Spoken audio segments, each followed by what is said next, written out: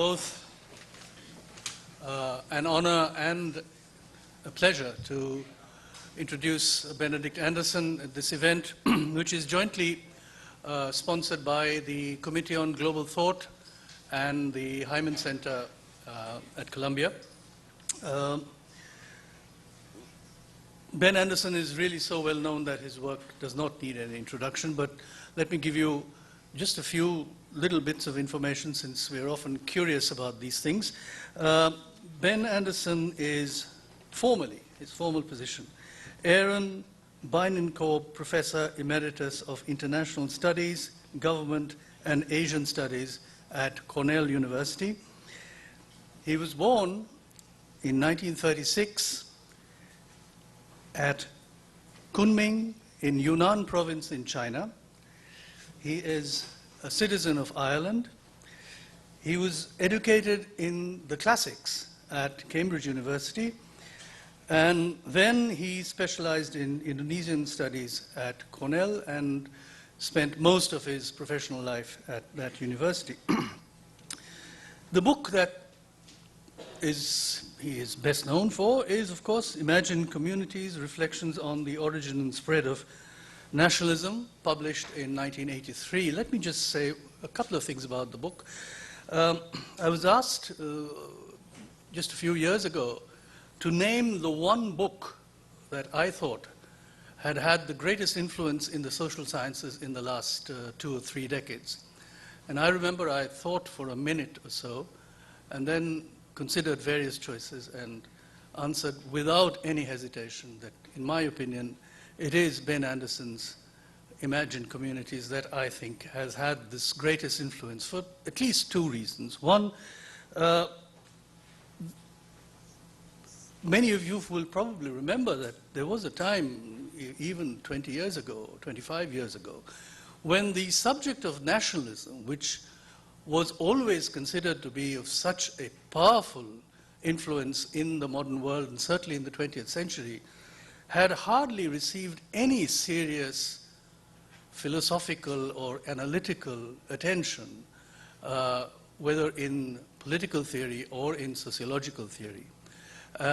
And it was really Ben Anderson's book which treated the subject at a level of theoretical sophistication and connected it with some of the most fundamental questions of social and political theory that I believe actually transformed a great many fields of research in the social, not only in the social sciences, but even in various fields of the humanities, the arts, performance studies, and so on. And secondly, in terms of its interdisciplinary nature, it actually pushed many, many disciplines to reach beyond their disciplinary limits, to look for new archives, new sources, and thinking simply of the number of dissertations that's been produced by that one book. I have absolutely no hesitation in saying this was the most important book at least in the social sciences in the last 20, 25 or 30 years.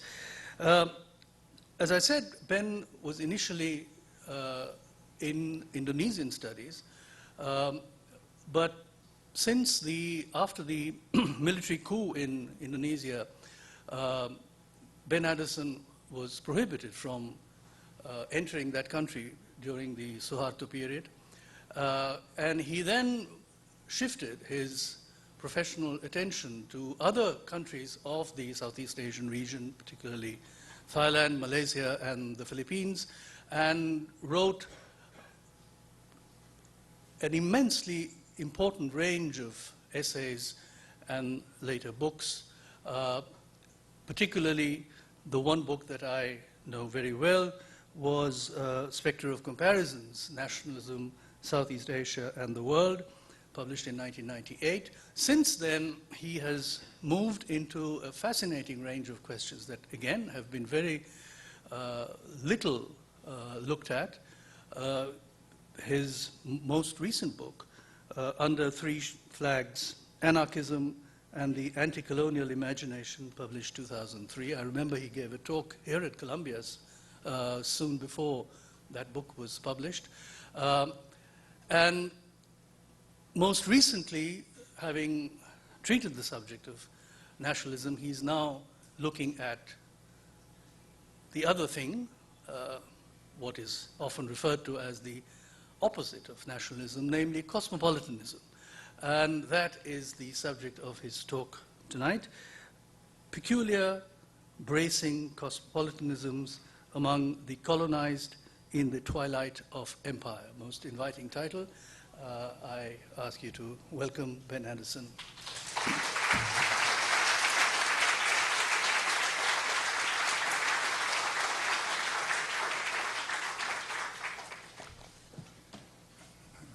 Thank you so much, Partha. You all remember, of course, that my first genuinely powerful antagonist was indeed Partha.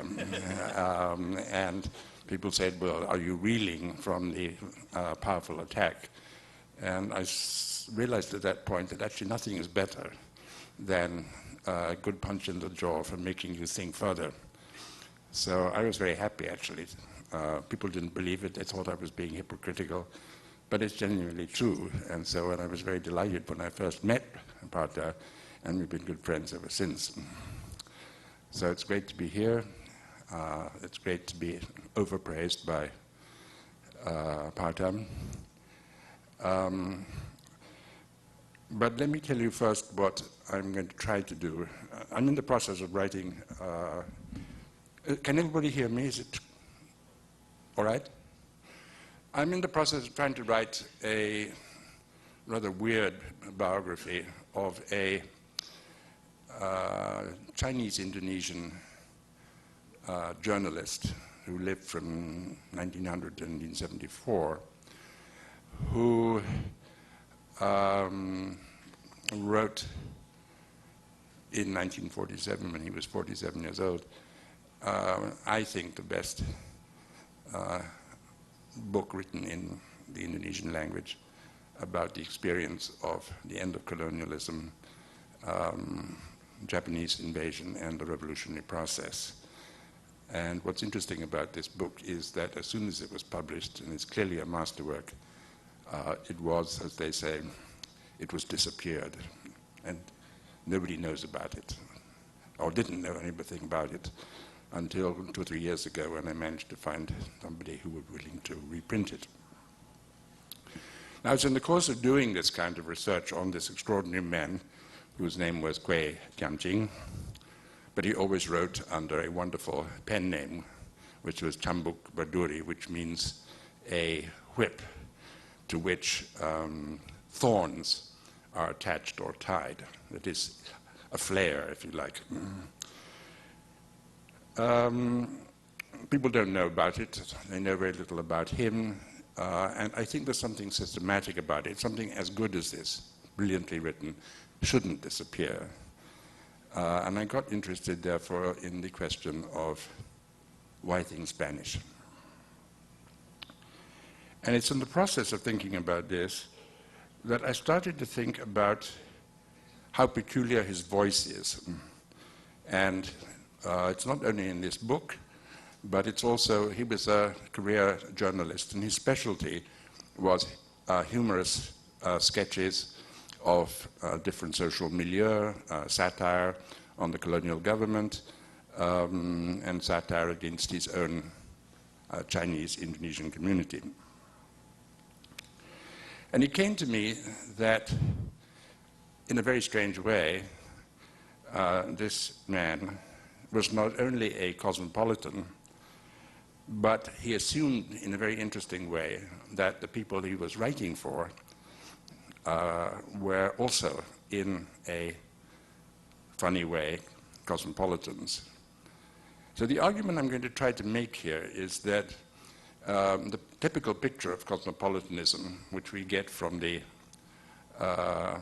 negative picture probably we get from a certain kind of avant-garde left literature, which is, you know, these are rich people with too much education, flip-flapping across the globe, thinking that they're the emissaries of the Enlightenment, and sampling this and that and feeling, you know, I can do with everybody. That is, a kind of cosmopolitan implies an elitism, it implies travel, it implies accessing. It's like having all the websites in the world somehow on your machine. But I think that the late colonial situation, and this is where I'll be very eager to hear from Part and everybody else, produced something which doesn't operate that way. It's a funny kind of cosmopolitanism which emerges from below. The colonials are not cosmopolitan, but the colonized, not always, not everywhere, have the possibility, as it were, out of their own lives to participate in a strange kind of cosmopolitanism. Now, just to, I'm not going to get into the details of Quays' life. What I'm going to do is to give you an idea about how he wrote, and then draw a few conclusions from it. In his old age, 2 years before he died in 1974, he hadn't written anything that I know of for 25 years. An old friend of him encouraged him to write his sort of memoirs of his youth, and it was published in something like 30 episodes, which are absolutely riveting reading. He's a past master of laughter and a brilliant writer. But what I'm going to read to you now, I'm not going to read you the original, I'll tell you what this passage, which is really very interesting. It goes like this. On one occasion, coming to the city of Surabaya for a visit, this is a big seaport in eastern Java, Kwetiam Ching decided to look up an old friend of his, who was also a fellow journalist. Both of them were known for their love of practical jokes and a general sort of macho, I don't take shit from anybody attitudes. He learns that his friend Lim Kun Hyan has rented a large house in an upscale real estate complex, which he's never visited. This complex is surrounded by a high wall with only one entry, and it is called Vardhan Park. That's literally Vardhan Park. And it's named after its owner of the complex, who's a real estate dealer called Vardhan, who is a Jew. As he goes to this place, which he's never visited at any point previously, a stout middle-aged man accosts him on the street and asks him who he's looking for. So he says, well, I'm looking for my friend Lim Kun Hyan. At which point, the other man grabs him by the arm and drags him towards one of his houses that he's renting out. In the course of being dragged, Vardhan repeatedly denounces Lim as a shit editor, but not, interestingly, a shit Chinese. At first, my hero, as it were, takes this as normal, vulgar abuse. But when he gets into the empty house, he's absolutely astounded to find the walls, the furniture, and the windows completely slathered with human excrement. He turns to Vardhan and asks him, how did you provoke him this way? I know the man very well, and he would never have done something like this unless you started it. Actually, he said, you're lucky he's moved out. Otherwise, it might be that your head would be covered with shit next time. Suppressing his own prankster laughter, Quay leaves, wondering, as he says, how in the world did Kun Hyan manage to collect so much human shit? When the two friends finally meet, Kun Hyan explains that Vardhan has no manners.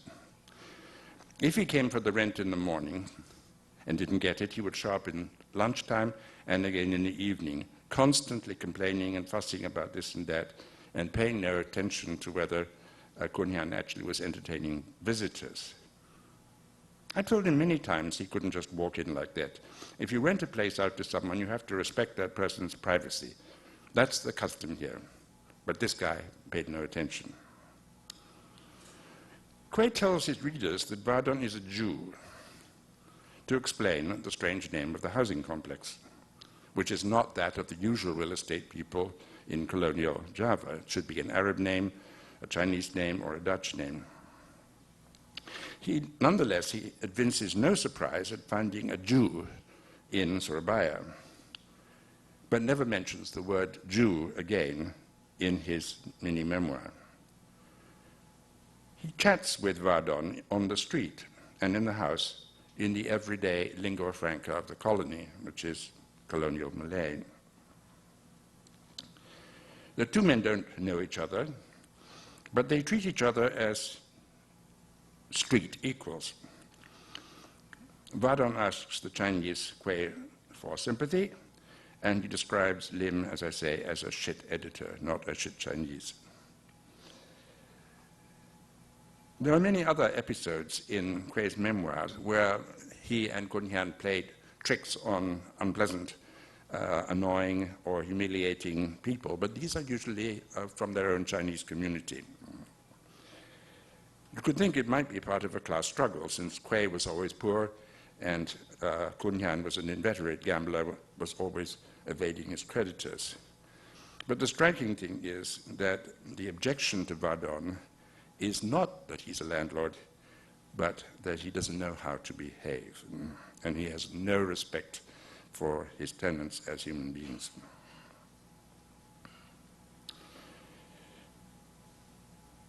I'll give you a couple of other examples. The striking thing is that Quay expresses no surprise that this Jew is there, and he talks to him, and the Jew talks back to him in the common lingua franca of the street. And in fact, Vardhan hopes to elicit Quay's sympathy for the ghastly behavior of his friend. Now, this odd egalitarian propensity comes out in two other registers. In his newspaper columns, Quay would often write stories about visiting an old classmate of his in primary school who was Eurasian. And he describes going to visit and chat with this old friend who has never managed to climb out of poverty and lives in a slum somewhere in the city. It's clear that this man is a nice, loving father and husband, but he doesn't know how to manage the world. So they sit chatting, and the striking thing is that Quay moves into the peculiar pidgin that Eurasians used in the colony,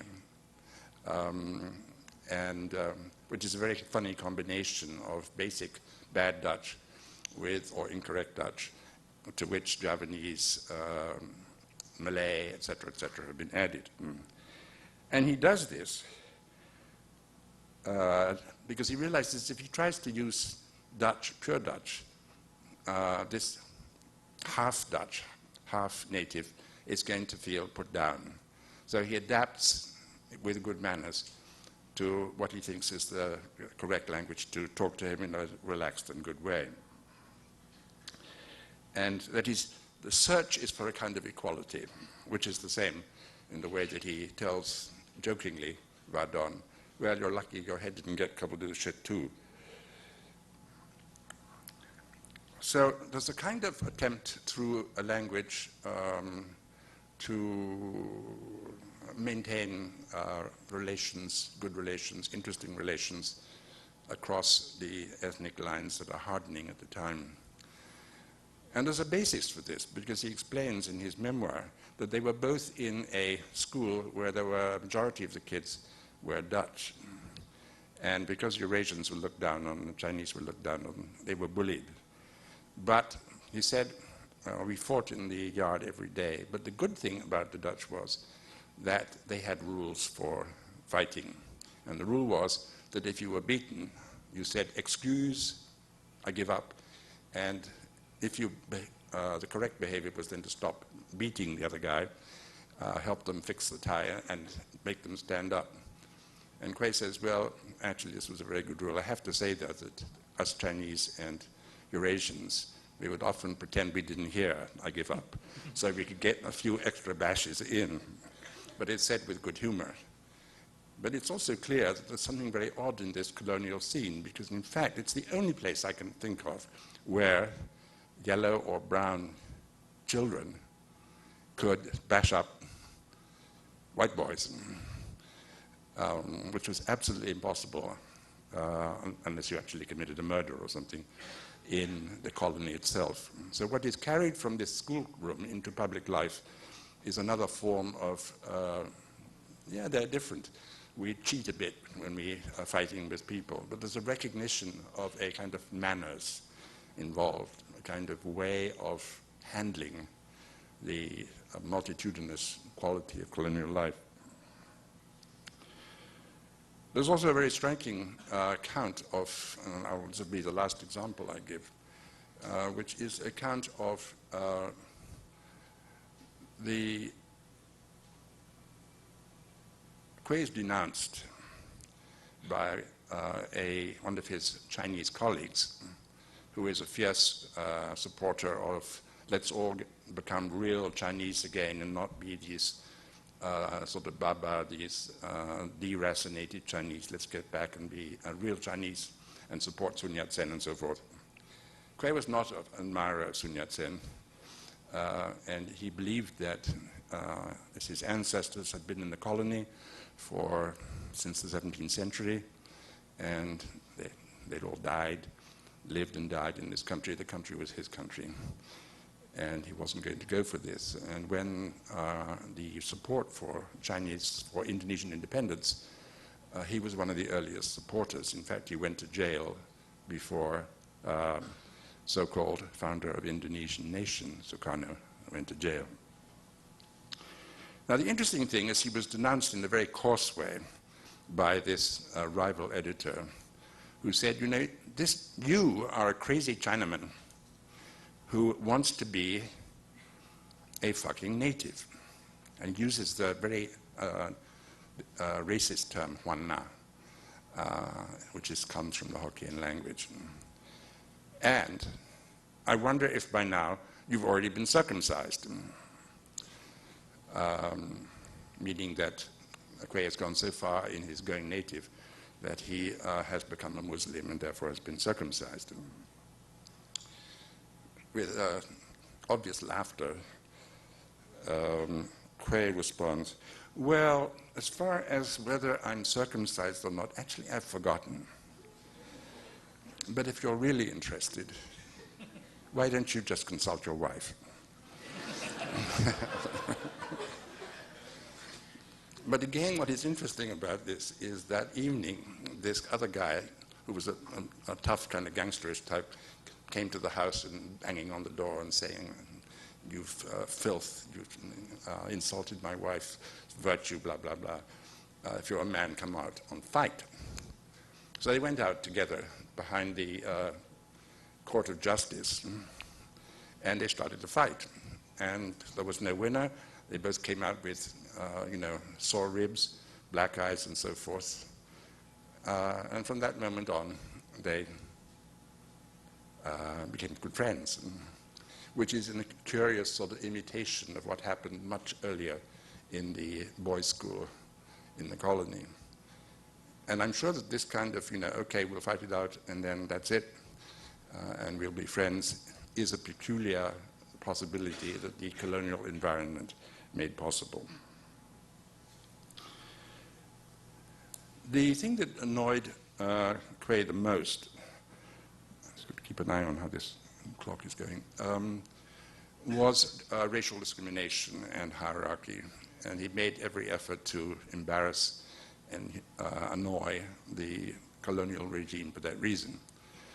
He was put on trial for writing a poem defending a hopeless, failed rebellion in Aceh, in northernmost part of Indonesia, in which he said, well, if I was an Achenese, I would be rebelling too, because, and it's a wonderful expression, which those of you who know Malay and Indonesia will enjoy, but I can't exactly translate it. He says, and the reason is that being colonized. Tidak enak. It's no fun. It doesn't taste good. So he was brought on to trial for subversion, stirring up racial hatred, blah, blah, blah, blah, blah. And he knew how to handle it, though. When he went into the courtroom, he was, as legally a native, as it were, on this, a low status. He was supposed to address the judge of the court in the weird colonial, feudal language. That is, he was supposed to say, crouch down and say, you know, Kanjeng Tuan, which is completely, it's quite local, but it's very feudal, and insisted. He himself said, it's you, meneer Winneke, using the Dutch form Mr. with the man's name. And he describes how the judge looked at him and said, oh my God, you're here again, you know, because he'd been on trial before. So there's an effort there by using the colonial language to create a different kind of distance, a distance that's a bit like the difference between himself and the other Chinese editor. You talk to me, but we're going to talk as equals. We may not like each other, but we're going to communicate. You don't know the local languages, but I know your language. So this is the attempt to find some means of communication which denies the hierarchies of nationalism. He tells a lovely story. When he goes to jail, he finds that, you know, he's treated as a native, which he was in that sense. I mean, lousy food, stinking cells, bugs everywhere. And he notices a little Eurasian thief, maybe 19 years old, who, because he's technically or legally a Eurasian, gets a nice mattress, mosquito nets, etc., etc. And he's getting ready to be really annoyed with this kid, when suddenly his heart melts, because the kid starts talking to him in the Eurasian pidgin and saying, would you mind changing your food? I can't stand this European food. And he gives Quay these, I don't know, ribs, I don't know, God knows what, the special food was given to people of European status, whereas Quay only had some, you know, dried fish and a bit of semi-rotten rice. And there's a great moment when he has pity for the kid who he disliked, and is also amused that the kid is going to give him a fairly nice European food and taken instead this, as it were, whatever the colonials think is the, was enough for the natives. Okay, these are some examples. But we'll see, you can see if you read the accounts, that Quays often talks to people who happen to drift by, British soldiers coming in, having been defeated in Singapore, and with the Japanese coming. And they want to learn a bit of Malay, and he's delighted. Okay, I'll teach you. And of course, what he does is to have fun by teaching them. They say, well, how do you say, I'm so glad to meet you, my dear friend? And he tells them correctly everything except my dear friend. And he gives them instead the word which is the equivalent of asshole. So these people, these British guys are very happy going around saying to everybody, and how are you, in correct Malay, asshole. It's childish. But he also knows that in male military circles, that is exactly how you address your old friends. You know, you meet this guy who you were in boot camp with, the first thing you're going to say is, how are you, asshole? This is the language of intimacy. So it's not confined to the terrain of the colony. Now, I'm just going to, having given you an idea about this, I want to say two things about the conditions for this. The first is, I think that the condition of the possibility of this kind of welcoming, I mean, Quay never expresses any surprise or annoyance at people coming into the colony from wherever. even though he never went outside the colony until he was over 60. And this has to do with the peculiar experience of the colonial society, where immigration controls actually were very difficult to enforce. And with the introduction of the steamship and later with the networks of railways, people poured across borders in a way that is incomprehensible today. You didn't even have to do it illegally. There was always a demand for plantation labor or for this or for that. And speculators and people from Austria, people from Denmark, people from Japan, people from the United States came through, stayed for a while, invested, got fed up, made a lot of money, went bankrupt, and so forth. So the time of the 20th century is the time of massive and relatively free movement, not only of capital, but of human beings across borders. So a kind of paranoid, we've got to keep the immigrants out idea is not really there yet. The second thing is that there had to be some kind of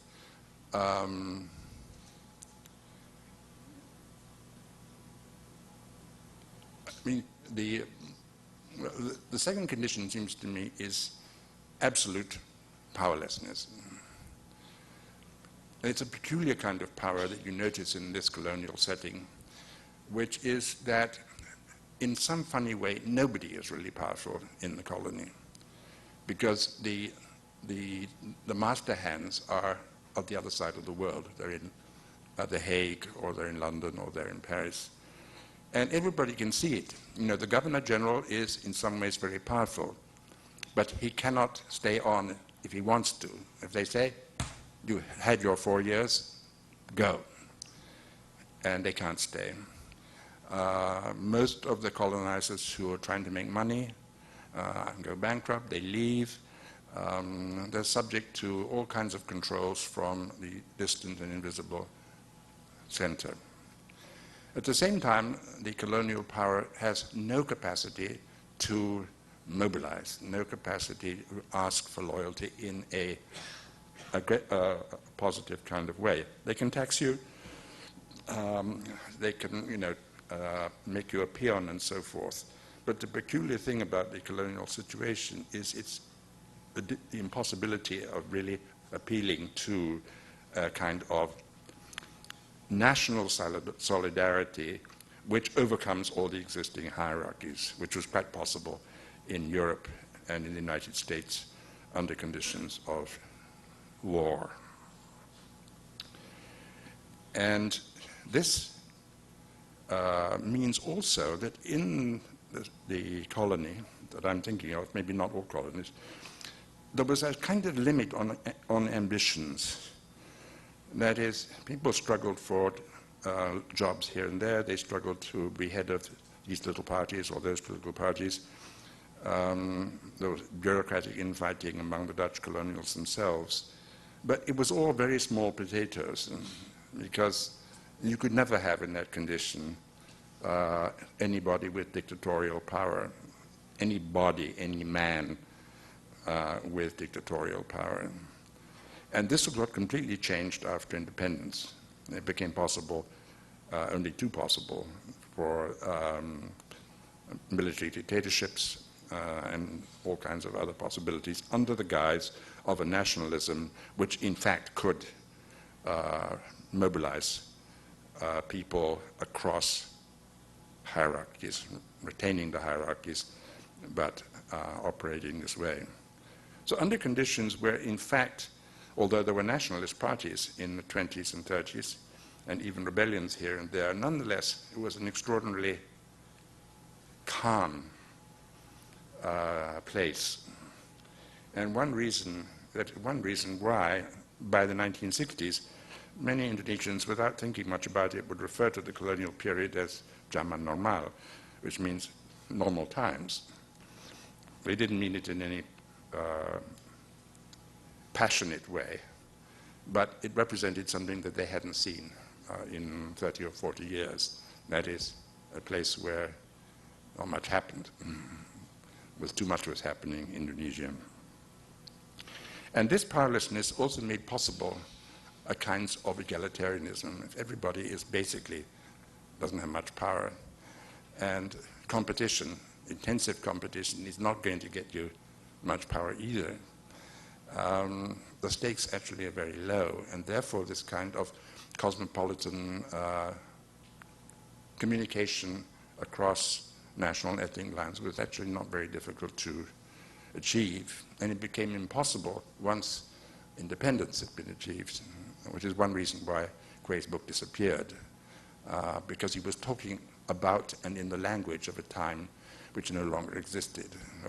After independence, everybody was supposed to be, like everybody else, a good nationalist, and there was only one kind of person, basically, and that was an Indonesian. Now, the second thing that was necessary, and this is going to be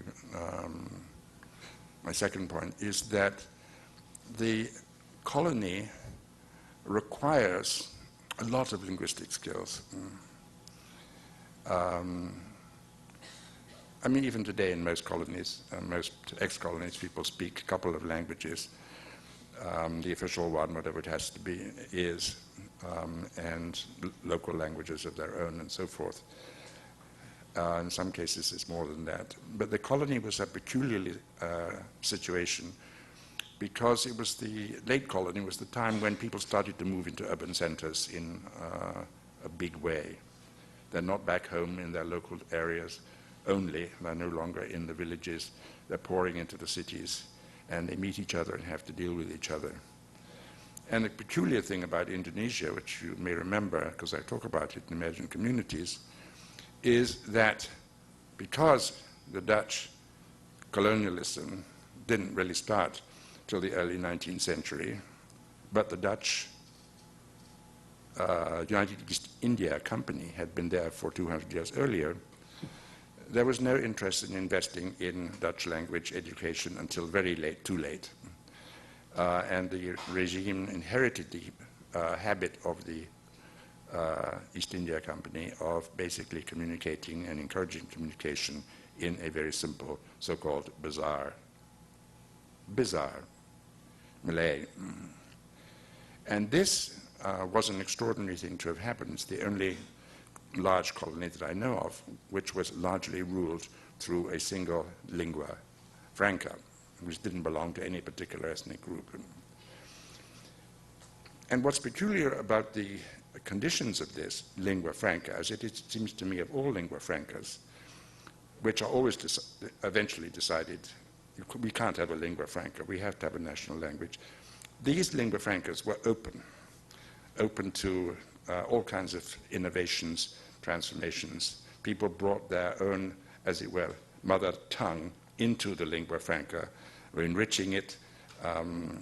They all read the same newspapers, and so they saw the way that other columnists, other reporters, other people were using their languages, and if they liked the expressions, then they would adopt the expressions and so forth. There was an enormous amount of give and take. And in this process, the interesting thing is that the national government, the colonial government, had no possibility of policing this.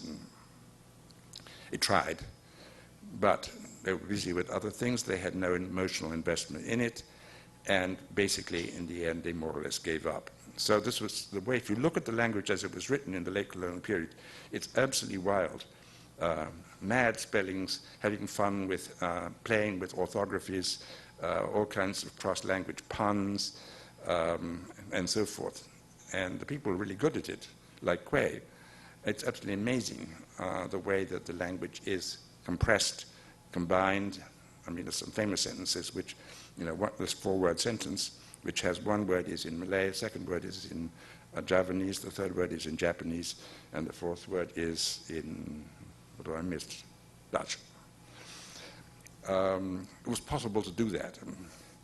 But as soon as independence came, this became intolerable. That is, the state had an investment in raising the lingua franca to the status of national language and cleaning it up and making sure that no foreign elements entered it. And so the language becomes immediately drastically transformed.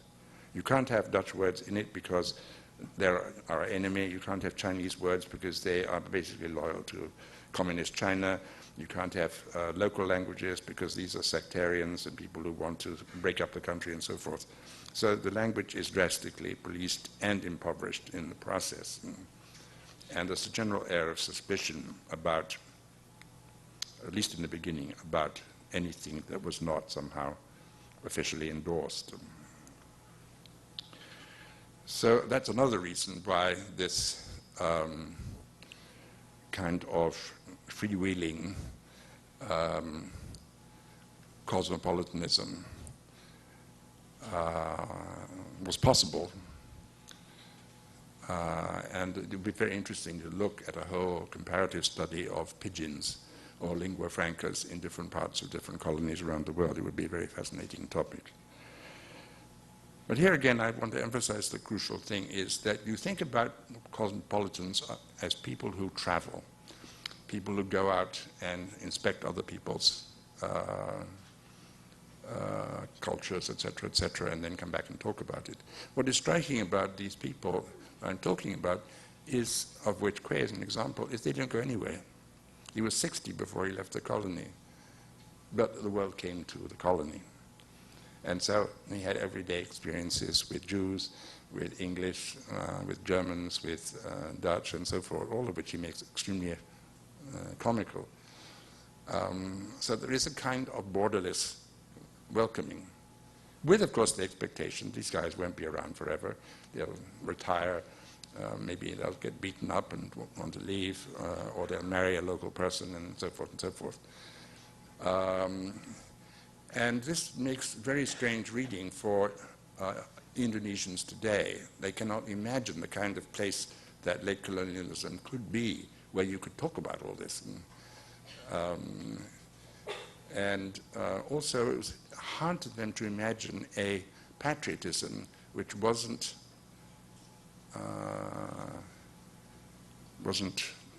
fixed by a kind of nationalist orthodoxy. I will conclude with a lovely episode, just so you, which is also about shit, but a different kind of shit. Quay, in his memoir, which is fabulous, describes how just before the Japanese started to invade and after Hitler had overrun Holland and Queen Wilhelmina had ran lickety-split to London, that there was an attempt at the very last minute to form something called a civil guard to help the regime fight off the impending Japanese invasion, which of course they didn't in the end. But the interesting thing about this civil guard was that it was propagandized by the state as being patriotic. Everybody in the colony should feel morally obliged to join in order to protect the country. It's the first time the colonial government started to talk in this kind of proto-national way without being able actually to say it was national. And the organization of this guard was, in fact, not only multiracial, but also didn't respect race hierarchies inside. So Quay, who was a bright guy, joined it and ended up as a sergeant commanding a troop which consisted of, some real natives, Eurasians, Chinese, and Dutch. So he describes a night when he goes out on patrol. It's a rainy night, and they end up in a part of the town which is where all the poor people live, the slums. And they, without realizing it, they run into this piece of empty ground, which they discovered was where, as there was no sewage, everybody in the neighborhood went to shit. And so they're stumbling across this thing in the dark, and suddenly the whole group realizes that they're knee-deep in shit. At which point, one of his subordinates, who's a manager, a Dutch manager for a quite successful company, finds that his rifle is covered with shit. And he turns to another member of this troop, who is actually in real life or in everyday life a native clerk. And he says, "Clean the shit off my rifle." And nervously, the clerk, accustomed to the subservience implied by colonialism, hesitantly starts to clean the shit off the rifle butt, at which point Quays flies into a rage. And it's interesting how he does it. He first of all abuses the native clerk and said, I can't believe it, how long are you going to go on being so goddamn spineless? Why don't you stand up for yourself? This guy has no right to order you to do this, and you're a member of my military troop, and you're a soldier like all of us, we have a common task. And he turns on the Dutchman and said, you motherfucker, you're not a manager here. You're under my command, and you're here to be like everybody else, to help this place survive the impending Japanese attack.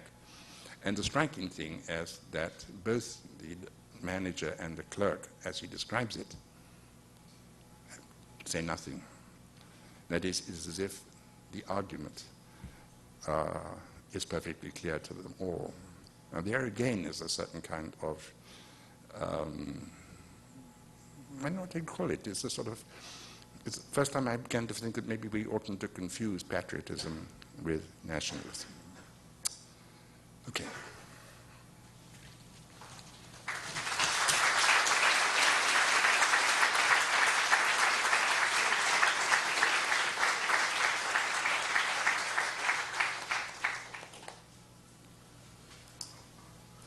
Questions? Yes.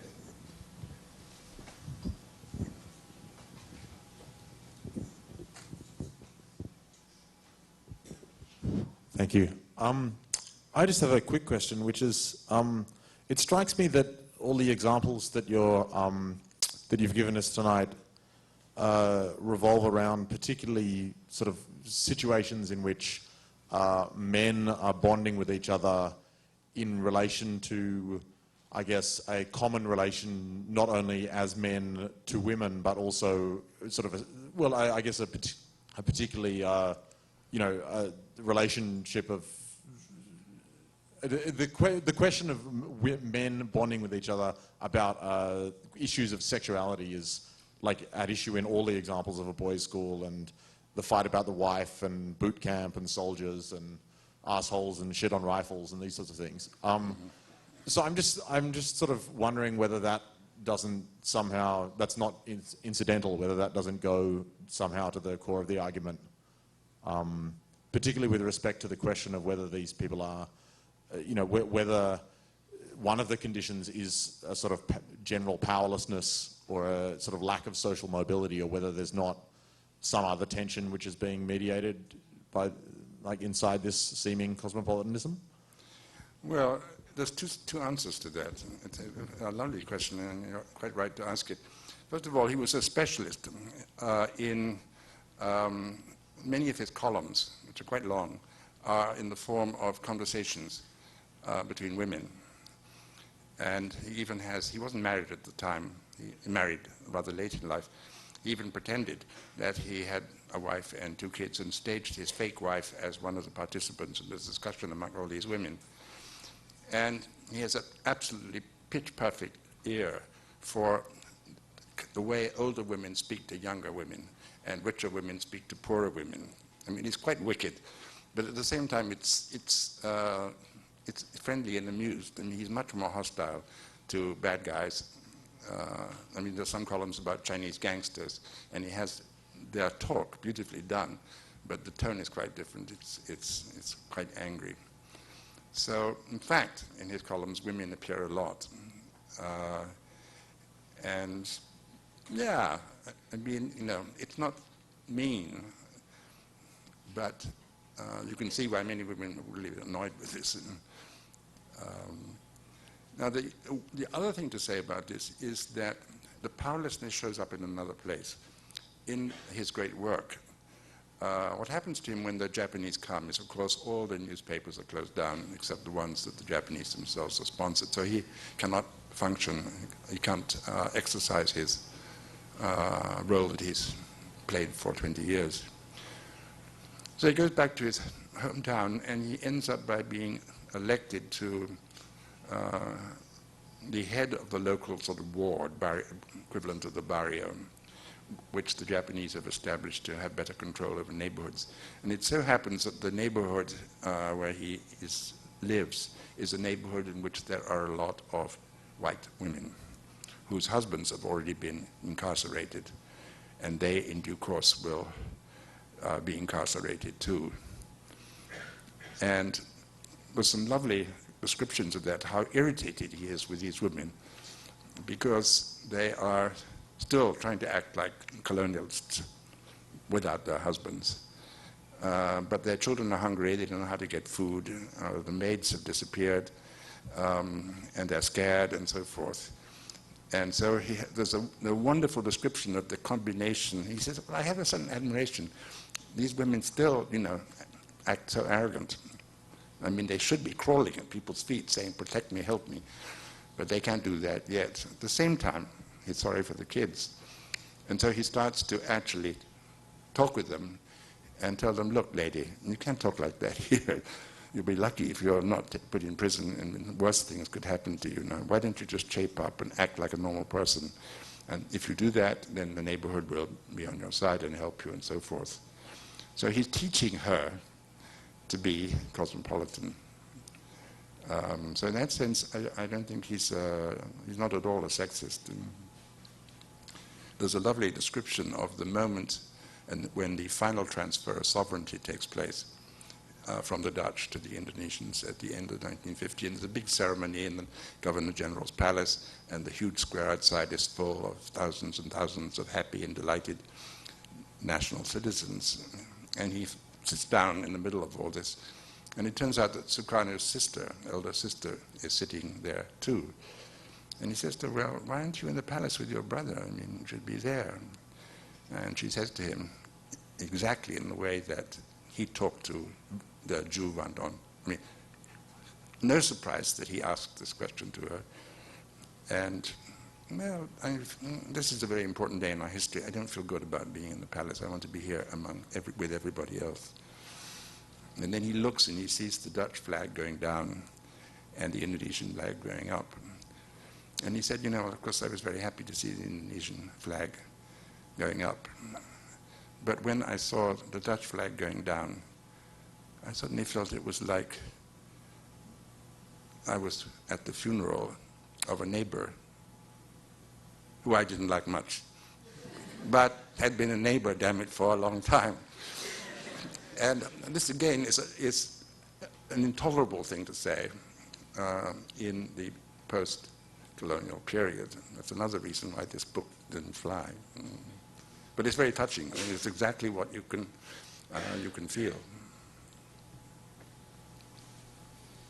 I mean, I'm here worshipping him a bit, I have to confess. But he writes incredibly funnily.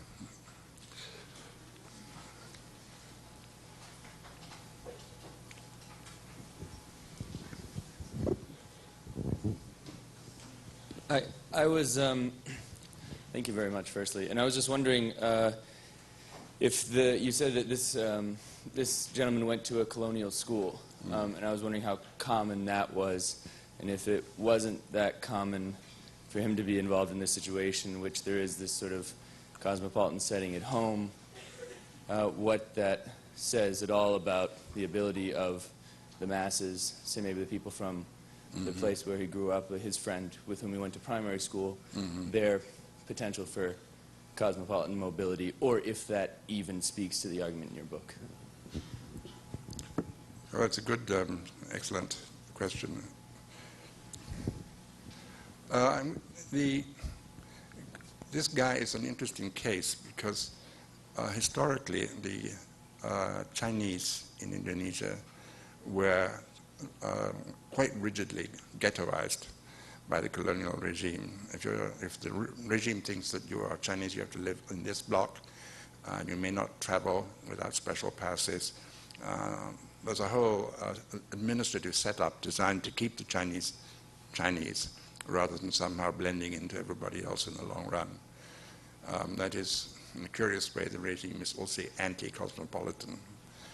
So in his generation, it's the first generation where, under various kinds of modern pressures, the regime felt forced to undo the system. And for the first time, people actually could travel around 1910. Chinese could travel more or less where they wished to, and they could reside where they wished to, and so forth, like everybody else. They also thought that they had to start setting up schools for Chinese. Otherwise, the Chinese would set up their own schools, or they had in fact done so, which would teach Mandarin and align these people with China. So they felt under pressure to create these schools. And he being in the very first group that people who got this opportunity to attend Dutch language schools was part of a very small group, which I think he was aware of. But he approved of the idea. And when he talks about the school, he doesn't talk about the masters at all. He doesn't even talk about what he learned in the schools. What he talks about is fighting and being bullied and having revenge and then funny stories. It's the part of the experience of leaving the ghetto. Because in the ghetto you can't be cosmopolitan. You have to be able to move around your, what's the word, your patria in the Spanish expression. So I think that's the, maybe that's the best way to try and answer that. I mean, he was definitely privileged, but he didn't come from a rich family. And he didn't have much money all his life, but he was a really smart guy. And he happened to be growing up in one of the few towns which had this kind of school at that time.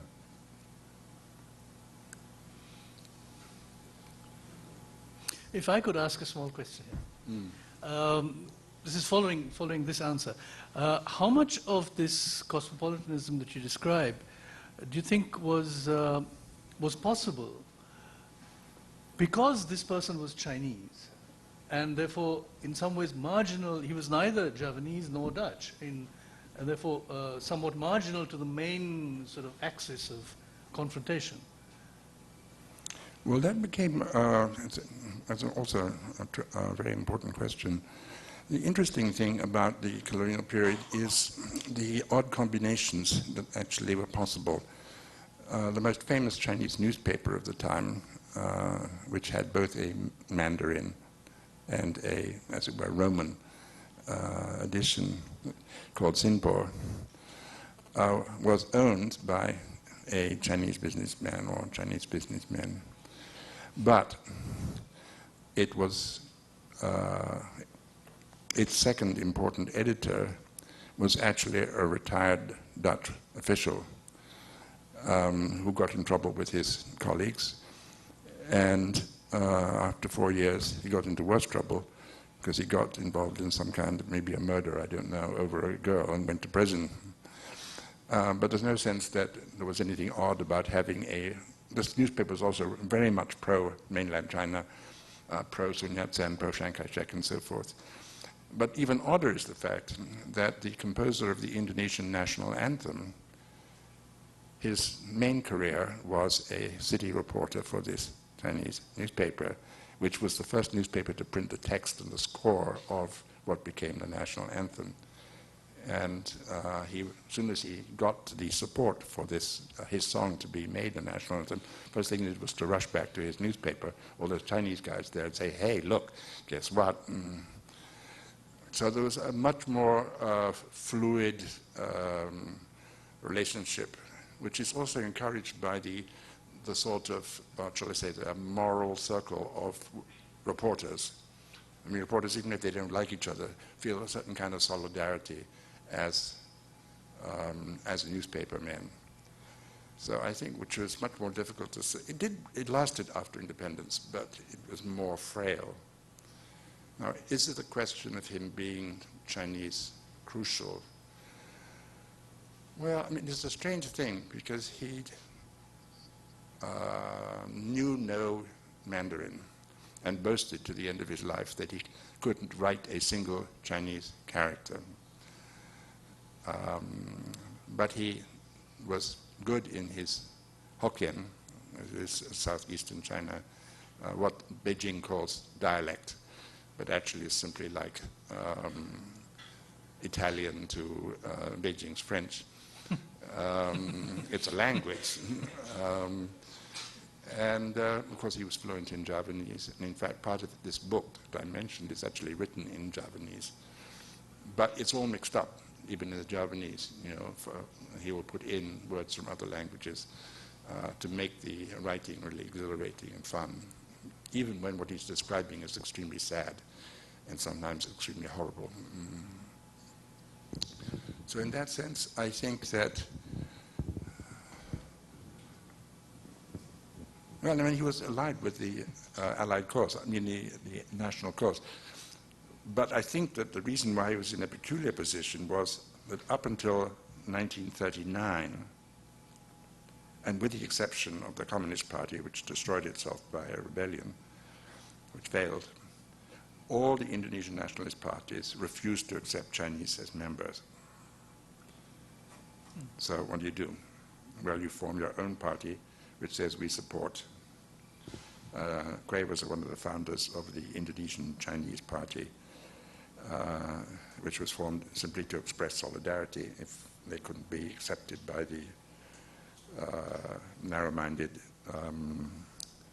legal Indonesian political parties. But I mean, as soon as it was possible to, I mean, this was the fault, as it were, of the natives.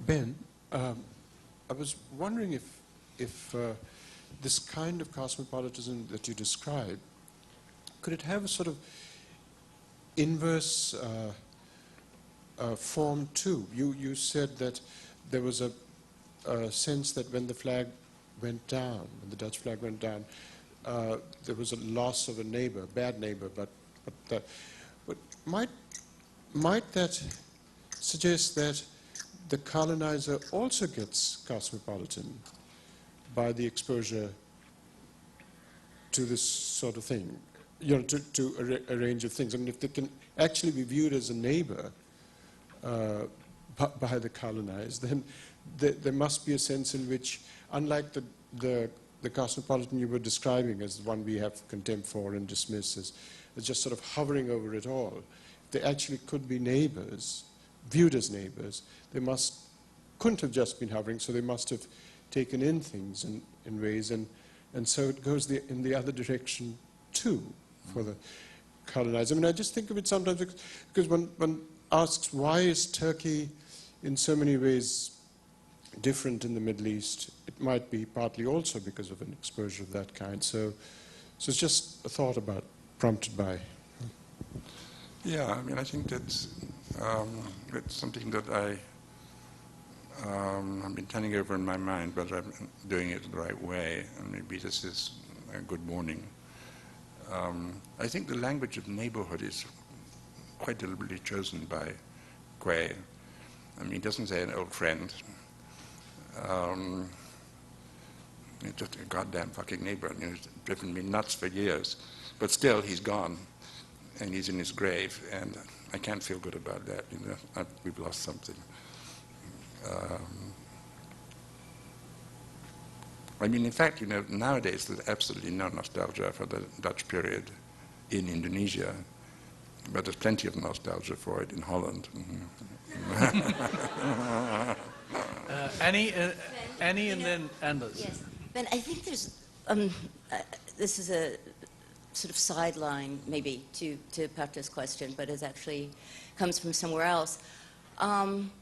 How much was this a matter of just being a journalist? I mean, when you start looking at the 1920s, 1910, the early 20th century, this was a mannerism among the really good Dutch journalists, the Eurasian journalists, the Indonesian journalists. This was a way of sort of flaunting one's ability to do these double entendres, you know, this sort of what Doris calls as bilingual aesthetics, which was always a form of critique and irony. But it was not, I mean, it was journalism that allowed them to sort of play and slip and turn against themselves and mock themselves. what else do you want to claim about it that some journalists were cosmopolitan rather than Indonesia or Indonesians of a certain kind or Indonesian Chinese? What would be your claim here, actually? Anyway. The claim is circulation. The claim is circulation. This guy people fought over because his readership, I mean, people laughed their behinds off at this. He was the funniest writer. They were all funny. Wasn't that one of their idioms? Well, that was one of the idioms, but I'm not talking about success, really good, really funny. And I think what that does, I mean, that's why these stories are so interesting, that nobody ever has any communications problems in his, these old Chinese ladies chattering half in Dutch, half in Hokkien. I mean, it's very carefully calibrated, so there's just enough Hokkien to make you sure that this is Chinese people. But it's also you have to make sure that everybody who's not Hokkien can also follow. So it's a kind of odd kind of educational process. I mean, this kind of journalism, they are in a way, I think you're right, they are the pioneers. And they have lots of reasons because of this love-hate relationship with all the other editors. But the crucial thing is they're not sitting somehow in a bar somewhere chatting. I mean, they survive by selling newspapers to as many people as they can. The market is pushing them. And so they can't afford to have even these Chinese-owned newspapers. They want Dutch people, they want Indonesians to read and advertise and so forth and so forth. And that's the interesting thing, that it's in this period in a funny way, one aspect of it's print capitalism actually that pushes a kind of socialization. And so what the columns basically say, look, it's easy to talk to those guys. We've got a lingua franca. Don't sit there huddled up in your own community. Get out there and, slather some shit on somebody else's house. But as a prank, not in a mean-spirited way. So, I mean, you're absolutely right. These are a crucial group because they're not in a bureaucracy. They can't be intimidated in the same way that bureaucrats do. And they're not in the ghetto. And they're not in political parties until much later. And they are, there's a certain amount of macho swagger. But he was unique, I think, because so many of his columns actually voice over all kinds of crazy women. And very funny and quite affectionate, actually. I don't know anybody else who did that in that way. Yes. Anderson.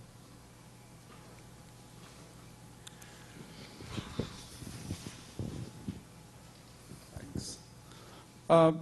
Let me be a little crude. Mm-hmm. I've been terribly crude already, so... I know.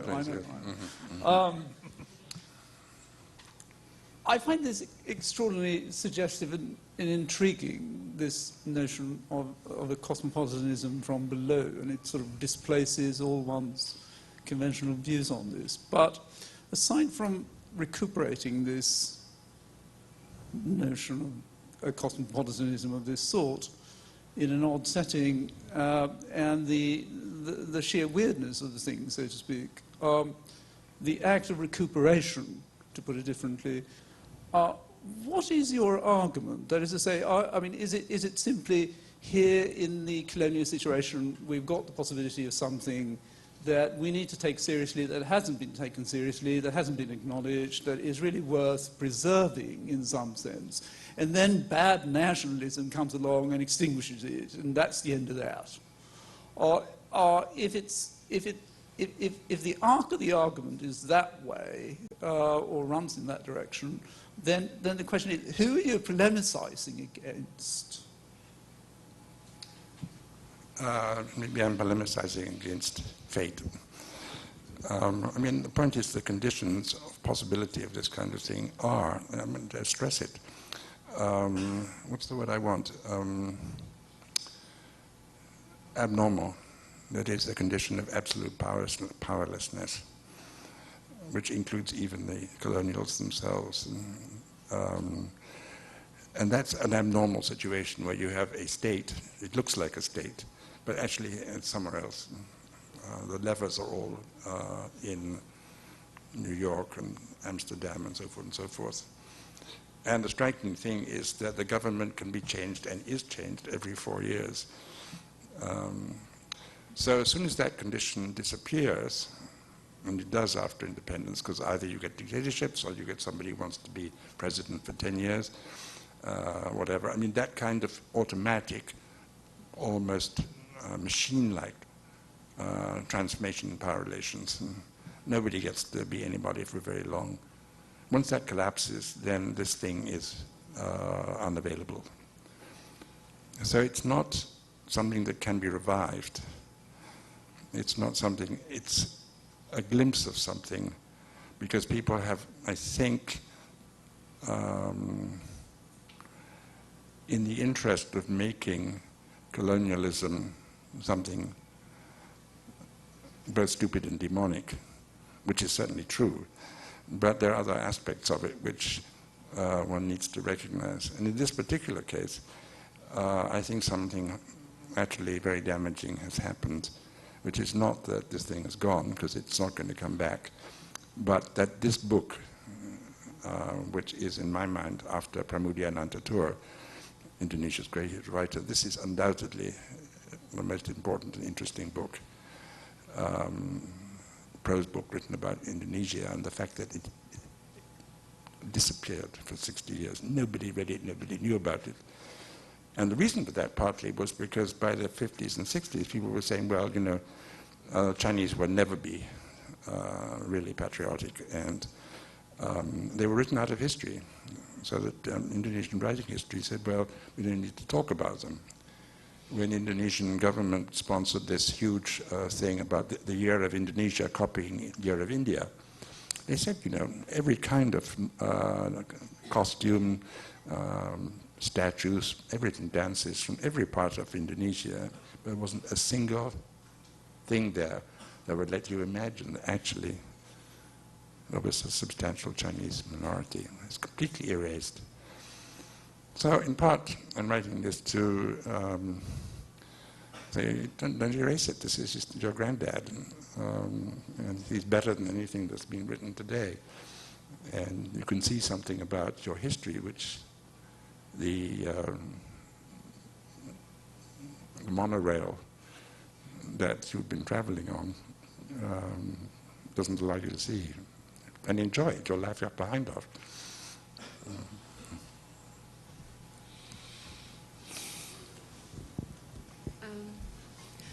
I was interested in the markers of cosmopolitanism or cosmopolitan affect you used, which were mostly peaceable affects and positive valorizations, like the neighbor and the sadness for a neighbor that falls or dies. Inversely, if you were in this research to look for not so peaceable, perhaps inimical markers of cosmopolitanism, what would you look at? How would you recognize the kinds of effects that could mark, let's say, the dark side of cosmopolitanism? Again, not from the above, but from the below. Well, yeah, I'm not sure that that's right. I mean, the reason why I started with the episode about the shit in the Jew's house, I mean, in some ways you could say it's quite violent. I mean, have you ever tried to cover somebody's house up, walls and windows, with shit? It takes some ingenuity. So in a sense, until you understand the context and you understand how it's talked about, and the fact that Quay doesn't feel any, I mean, his first question was, you know, what did you do to start this? Which is, in a way, an aggressive question. Because, you know, I know him very well, and you wouldn't do this kind of thing unless you'd done something. And then finally, when he walks away in the scene, he's absolutely astounded that this has happened. And he said, well, you know, you should thank your stars that you didn't get it on your head. I mean, it's actually quite violent. But the point is that he has no animosity against this guy.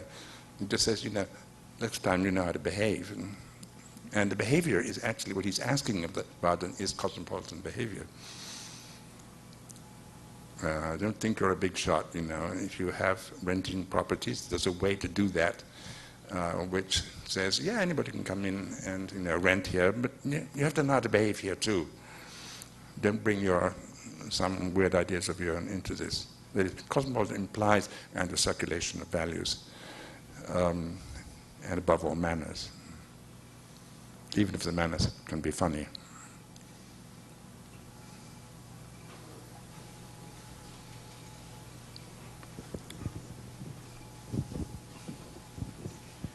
This is a kind of follow-up to Andrew's question about cosmopolitanism from below. There seems to be a certain silence about the Javanese, the Sudanese, the Indonesians themselves. You know, the cosmopolitanism you seem to paint is the cosmopolitanism of the Eurasians, the Chinese, and the Dutch, when actually the Indonesians are 90% or more of the population. Were there any contacts between say the Javanese cultural milieu?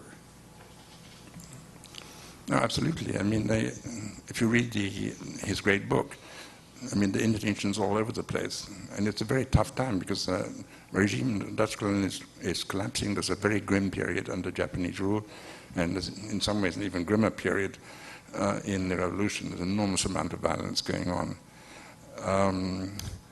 But again, one of the words he uses a lot is sportif, which means fair play.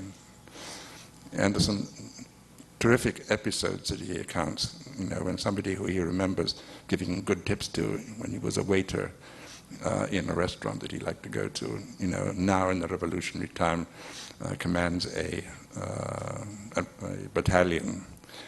And the guy comes up to him and says, you know, well, I'm now a battalion. He said, well, I used to give you cigarettes when I was the customer at your restaurant, and now you're the battalion commander. Do you think you could find a pack of cigarettes for me too? I mean, playfully recalling the reverse in the relationships, and it's perfectly amicable, and they're both laughing as they watch the change in their situations.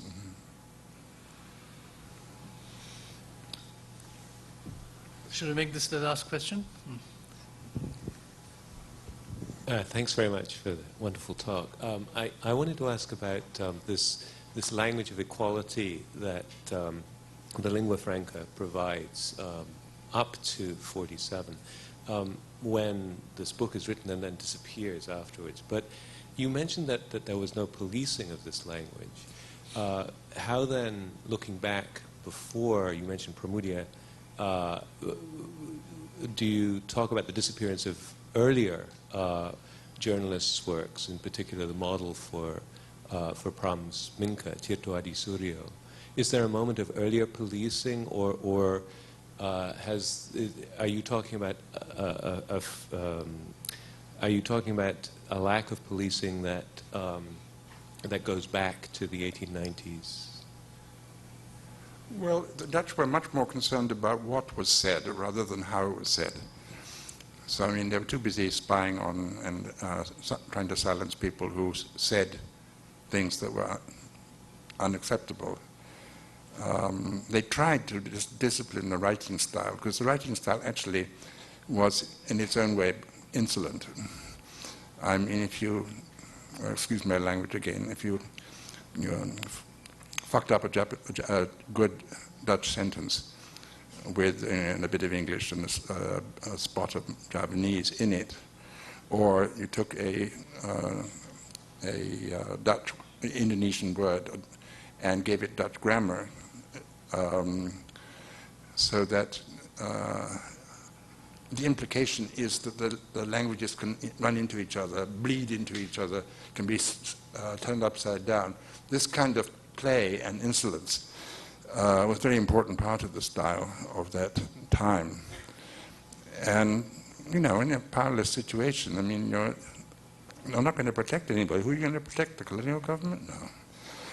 So it's a time for jokes. It's a time for irony, sarcasms, and so forth. And that's much more difficult after independence. That is, the governments don't like a continuation of this play and irony. So newspapers are no longer very funny after 1950, at least not intentionally funny. All right, there's one question over here, just the final one.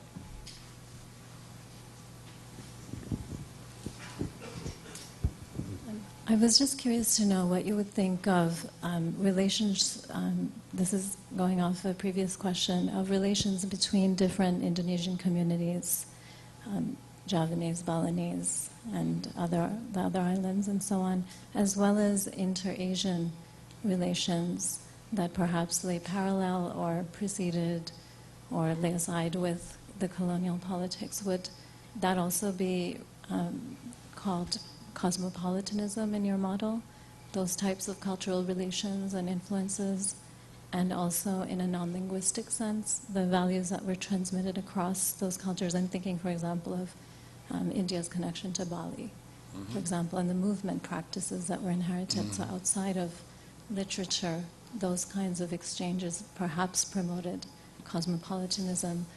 Or is it your argument that cosmopolitanism, as you're describing it, is something that was produced by the Dutch and Indonesian colonial encounter?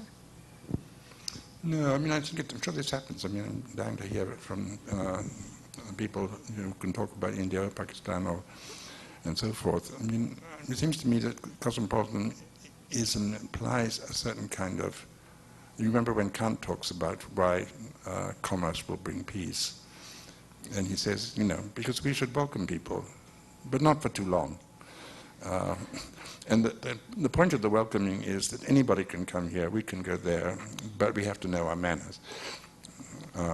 If you want to stay what you were and don't want to be contaminated, then don't stay too long, which is what the cosmopolitan does. He stays for a short time and goes. But this kind of cosmopolitan opens oneself to the possibility of being contaminated and accepting that. And so I think that is not the same. Sorry, I've forgotten the other part of what you asked me. Can you just remind me? Sure, it was about the print literature and whether that is essential to your model as well, or do movement practices and other values that are transmitted non-linguistically also a part of the cosmopolitanism that you're talking about?